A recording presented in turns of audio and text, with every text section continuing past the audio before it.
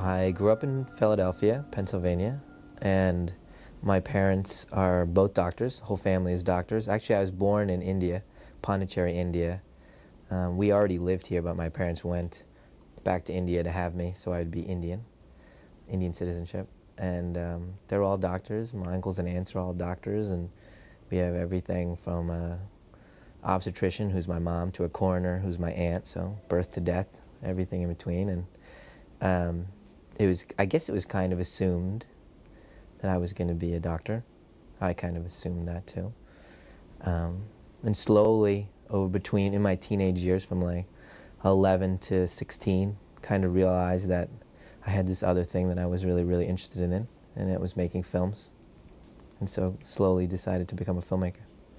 I get asked the question a lot about whether the Indian culture influenced, the Indian American mix influenced the filmmaking, and it never occurred to me, because it's not like you sit outside yourself and say, this is really unusual, but perhaps the acceptance that the body is not the end of your life, that the spirit continues, is something that I just accept, because all these Indian ceremonies about ghosts or spirits in the house and protecting the house from spirits, and it's just an accepted thing over there, and so it was something that I just assumed was common, but I guess it's not. And so in that respect, all my scripts, I think, have a certain spirituality that is fairly unusual for a young guy in Philly playing ball, eating Big Macs to have.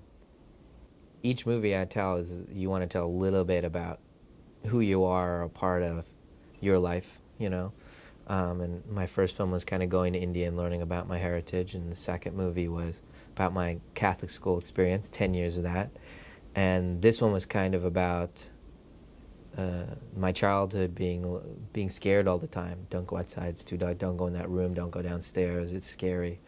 Everything really did scare me. I was a very timid kid, and the fear of what is in the other room, what is down the hall, is so scary, This is kind of an example of what I consider fear. Is when I got home, one day, went with my family to the mall. We came home, pulled into the driveway, and the front door was open. It was nighttime, and the car stops, and everybody's quiet, and I'm like, what? And I look, and I was probably like 12, 13. I look, and the front door is wide open. My dad's like, somebody's in the house, and everybody's silent. And my dad, for some reason, takes the dog and goes in the house to check it out, like he's Rambo or something. But he goes in, and I was scared to death. And that was one level of fear. But then he comes out and he goes, nobody was in there. It was just the mat got stuck in the door, and the door swung open with the wind. And he's like, wow, you know what was really scary? And I said, what, Dad? And he goes, I just got this picture of some crazy person sitting on the edge of the bed waiting for me. And that image was like, I had nightmares forever, and that is kind of the Vincent scene in the movie, was come home and there's someone waiting for you in your house. And those kind of images tortured me for a while, those kind of very horrific images. Acting is something that, I want to do, I want to practice, but obviously a 20-something Indian guy, it's a tough gig to find. Even if you write them and direct them, it's a tough gig to find. And I wrote this little part for me to be the doctor, and my parents were all doctors, so I thought it would be a nice little thing to put on the white coat and be a doctor for a day. And it was a nerve-wracking thing, because it's not, obviously my energy wasn't involved in what's my character thinking and all that. I was directing the movie, and the day came on the schedule when, I didn't go to the set straight. I had to go to makeup, and I was like, oh, man. Actually, it was a longer scene, and I was so bad I just cut most of it out. So it was a scene, actually, Toni Collette playing Lynn, she gets really mad at me in that scene, and she calls me all these bad things, and I just couldn't pull it off. So I just trimmed it all down into a nice, neat, me staring at her scene. My goal as a filmmaker is to try to make cultural phenomenons. How do you make that happen? And how do you get under the skin and define a time and a place, and really take your place in society as that affected you? People are still affected by the original Exorcist when they think about it, that time period. And all, my mom and dad were in India, and they talk about how it affected them. It affected The World and The Godfather and all these movies. Now these are movies that obviously became huge, gigantic box office hits, but I'm talking about how it affected the culture, you know, and obviously Titanic and all those movies. And how can you make these movies where it gets under everybody's skin, and that's the original goal, and you kind of forget about it and you go make your movie after a while. But the Sixth Sense opened on my birthday, August 6th, which was another sign that the movie was just in a weird place and being guided. It opened on my birthday, and my first two movies grossed $350,000 combined, and The Sixth Sense on its opening day on Friday night grossed $8 million, and that's like 1.5 million people saw it on opening night.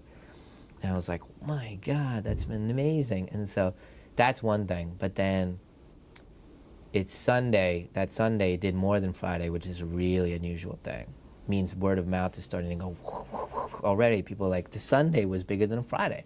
And so that weekend we grossed 27 million, which is gigantic, and was the biggest weekend in the history of August.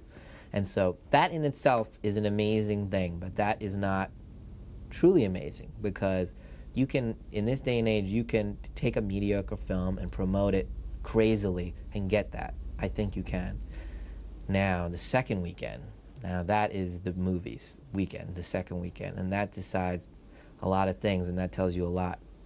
And a normal drop-off for a movie in the summer is probably 45%, you know, drops off. And a great movie drops off like 30%. Just a smash hit drops off 25%.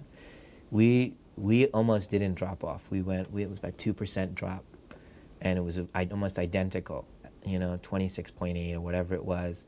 And that was the moment when I got that call on Saturday morning, on the second Saturday. That's when I was like, because they were like, I'm telling you, Knight, this never ever happens. Never ever happens. And I hung up the phone and I was like, gosh, we might have our cultural phenomenon. And that I teared up in the kitchen when I was thinking that, because it wasn't just like having a big hit. That's just such a physical thing, having a big hit. But to have a movie that people are recommending and going to see over and over again, wow. And it just kept going on and on. And then our fifth weekend was Labor Day weekend.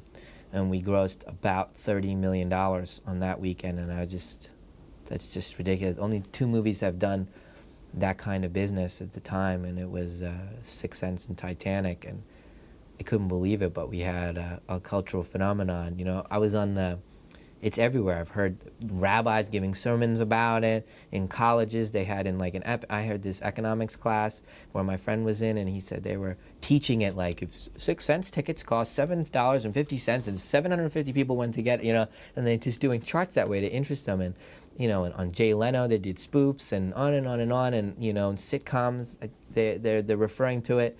And I was playing basketball, a pickup game at the school, and one of the guys on the team threw the ball, and he threw it to nobody, and it hit the fence. And the guy's like, you know, the other guy on the team said, "What do you think? You see dead people or something?" And he didn't know that I had directed the movie, and it just had seeped into the culture. I see dead people. It's everywhere.